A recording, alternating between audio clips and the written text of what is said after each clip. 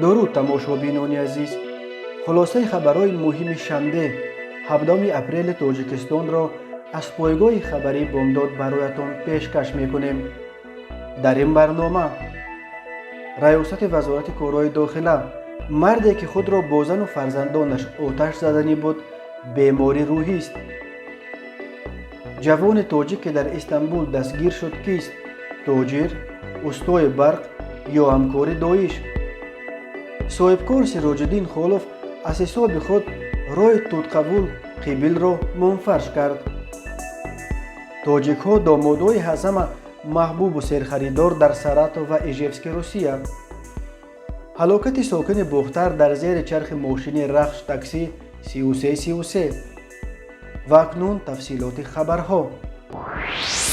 ریاست وزارت کارهای داخلی دوشنبه روز 17 اپریل خبر داد که مؤلف ویدیویی که روز 16 اپریل در اینترنت با شکایت از شکنجه و تعقیب مقامات حفظ حقوق تهدید به آتش زدن خودش و زن و فرزندانش کرده بود، منصور شونظرف سال تولدش 1976 ساکن دیهه شاداب نویه ورزا بوده بیماری روحی است. و گفته مقامات ملیسا شونظرف در قید بیمارخانه جمهوریوی بیماری‌های روانی معروف به بیمارستان کوکتاش قرار داشته پیوسته در این بیمارخانه طبابت می گرفته است.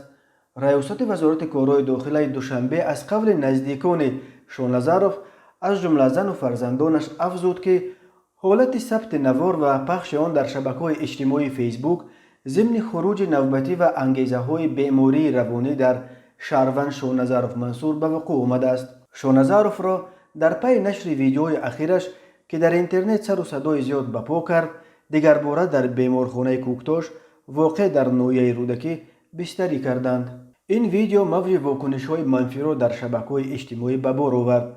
ریاست وزارت کارهای داخلی دوشنبه خود همان روز 16 اپریل گفت مؤلف ویدیو را معین و به مقامات دسترس کردند و به حیات او و زن و فرزندانش دیگر خطری تهدید نمی کند. رسانه‌های ترکیه روز 14 اپریل خبر دادند که در جریان یک عملیات ضد سازمان تروریستی داعش در شهر استانبول 11 نفر از جمله شهروند تاجیکستان سالی سالیف دستگیر شدند. بنا به گزارش‌ها سالی سالیف 31 ساله از جانب مقامات تاجیکستان توسط خط سرخ اینترپول تحت جستجوی بین المللی گذاشته شده بود. ابراهیم سالیف پدر سالی سالیف به رادیو آزادی گفت است که او خودش از مقامات خواسته بود تا پسرش را دستگیر کنند و به تاجیکستان برگردانند. به گفته سالیف پسرش سال 2015 بدون رازیگی وی از روسیه به ترکیه رفته او را خشمگین کرده بود. سال 2012 پسر دیگرم با همین شیوه بیدرک شده بود و تنها پس از 2 سال خبر مرگش از افغانستان رسید. مرغزیده از رسمان اعلا می ترسد. از ترس آنکه سالی نیز برآمده نرود خودم به ملیسا عریضه نوشتم. خواستم او را بازداشت کنند تا به جهادها امرو نشود، گفت است ابراهیم سالیف. سالی سالیف شهروندی هم روسیه و هم تاجیکستان را داشته است. پدر او ادعا می کند که پسرش به گروه‌های تروریستی ربطی نداشت و در استانبول به تجارت مشغول بود و گاه به حیث استاد برق هم کار میکرد. ولی ابراهیم سالیف در صحبتش به آزادی اعتراف میکند که سال پیش سالی در ترکیه 2 مرتبه بازداشت شده بود. یک دفعه به سبب تمام شدن زمان ویزش و بار دوم برای آنکه به خانه یک شهروند ترکیه که زیر نظارت مقامات قرار داشت به مهمانی می رود و آنجا دستگیر می شود. به گفته ابراهیم سالیف پسرش از سبب آنکه مقامات ترکیه پرونده مربوط به مهمانی او را نبسته بودند امکان نداشت به تاجیکستان برگردد و اما بنا به اطلاع دادستانی کل تاجیکستان سالی سالیف از سال 2016 با اتهام زرخریدی تحت جستجو قرار داشته است.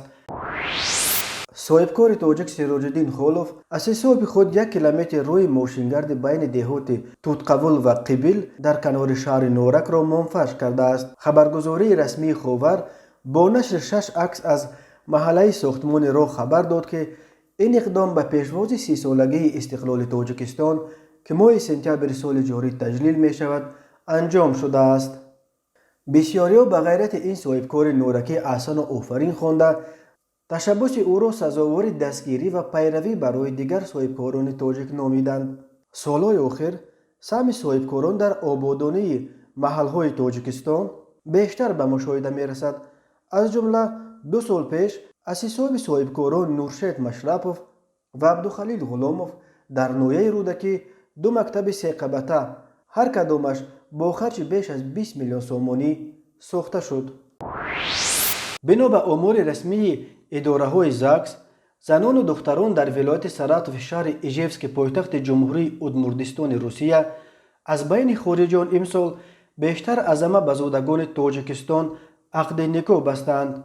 یولیا پاناماریووا رئیس اداره زاکس ولایت ساراتوف گفت از اول سال جاری 29 زن و دختر در این ولایت به زادگان تاجیکستان به شوهر برآمده و در بین دامادهای خارجی تاجیک‌ها در این ولایت دامادهای از همه خوشخریدار به شمار می روند.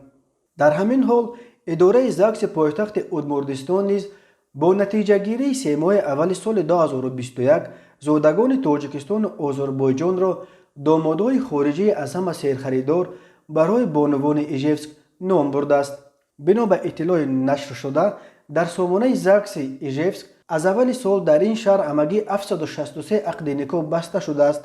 از جمله 10 نفر آنها به زادگان تاجیکستان و 10 بانوی دیگر به زادگان آذربایجان ازدواج کردند. در همین حال بنا به نتیجه های یک نظرخواهی که در بین بیش از 30,000 نفر سنشان از 18 تا 45 در شهرهای بزرگ روسیه انجام شده است، 90% مردان و 53% زنان روس به مناسبت‌های محرمانه یا عقد نکاح با مردم غیر اسلاویانی میل نداشتند.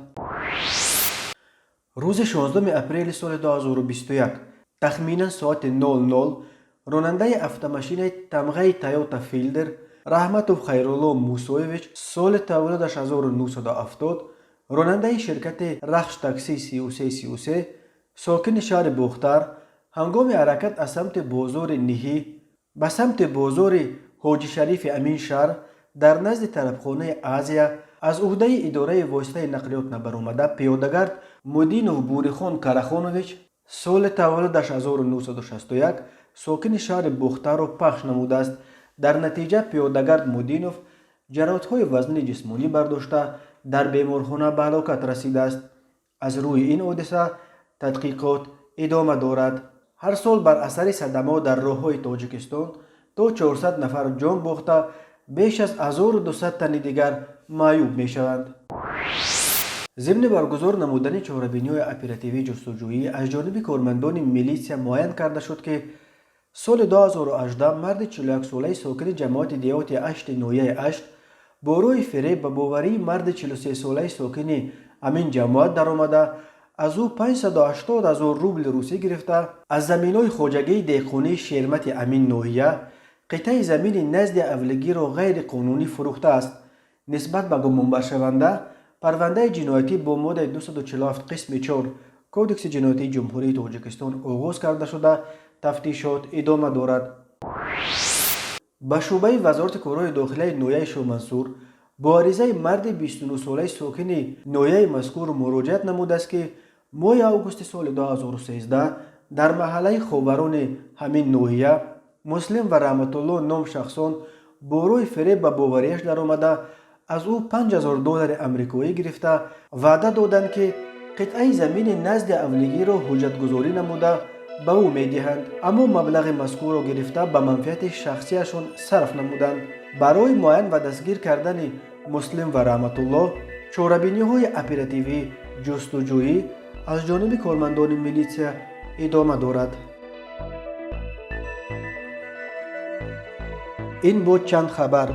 خبرهای بیشتر را در سامانه بامداد پیگیری نمایید. خوش باشید.